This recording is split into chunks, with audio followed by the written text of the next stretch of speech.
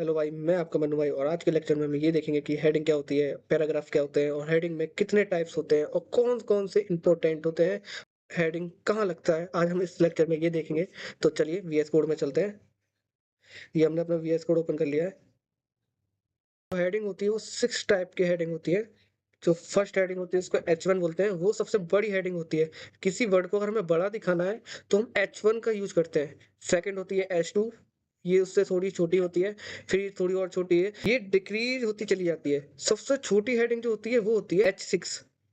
ये सबसे छोटी हेडिंग होती है। इसको हम जैसे कोई वर्ड अगर छोटा लिखना है तो हम हेडिंग 6 का यूज़ करते हैं। पैराग्राफ देखते हैं, पैराग्राफ क्या होता है। पैराग्राफ जो होता है ना वो एक ब्लॉक एलिमेंट्स होता है और इसमें हम किसी किसी चीज को अगर हमें दिखाना है पैराग्राफ में तो उसके लिए यूज करते हैं। पैराग्राफ का मेन रोल भी होता है बहुत, किसी वेबसाइट को बनाने में या किसी चीज को बनाने में। तो वीएस कोड में लाइव करके देखते हैं।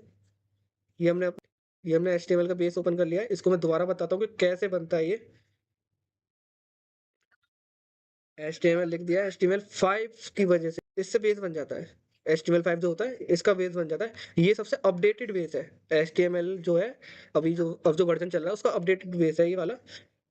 तो इसमें अब H1 H2 H3 और एक्सेट्रा जो भी है H1 वो सब देखते हैं। हेडिंग जितनी भी हेडिंग है सब देखते हैं इसमें। तो इसमें हम पहले खाता हूँ H1। इसमें इसमें एक सेंटेंस लिख लेते हैं।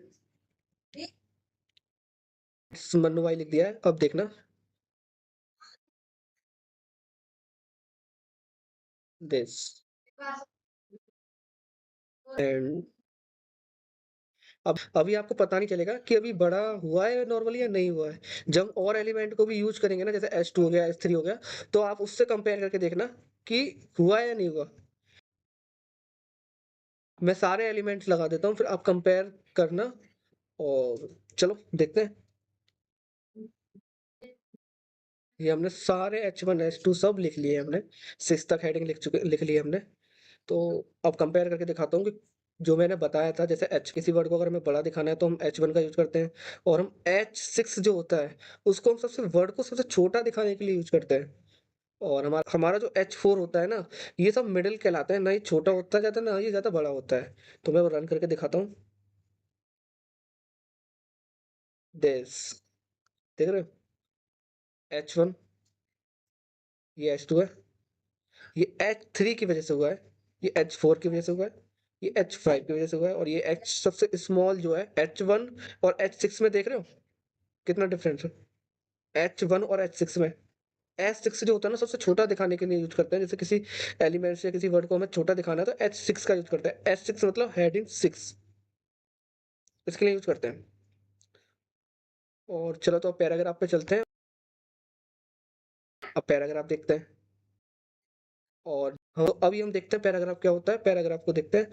तो पैराग्राफ जो होता है मैंने पहले ही बताया था, ये किसी टेक्स्ट को दिखाने के लिए यूज करते हैं। किसी जैसे वेबसाइट बनाते हैं तो किसी में कोई इसमें नंबर डाल सकते हैं इसमें हम किसी का, और ये इंफॉर्मेशन के लिए यूज होता है। और ये एक ब्लॉक एलिमेंट्स होता है, ब्लॉक एलिमेंट्स।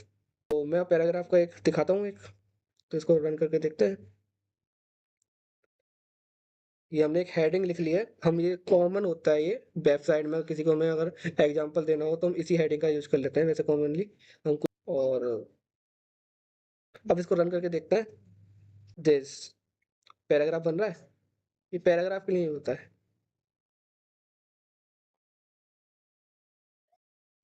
हम नेक्स्ट लेक्चर में देखेंगे इंटरडिमेटेड टैब्स कौन से होते हैं और यूएल क्या होता है, ओएल क्या होता है, डीएल क्या होता है। और इसमें नेक्स्ट लेक्चर में हम ये भी देखेंगे क्लास कहाँ पर यूज होता है और ये होता क्या है।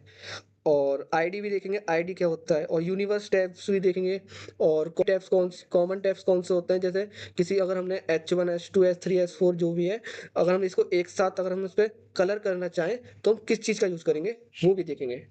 और वैसे उसको सिलेक्टेड टैब्स बोलते हैं, वो भी देखेंगे नेक्स्ट लेक्चर में। Thanks for watching and like करें और सब्सक्राइब करें।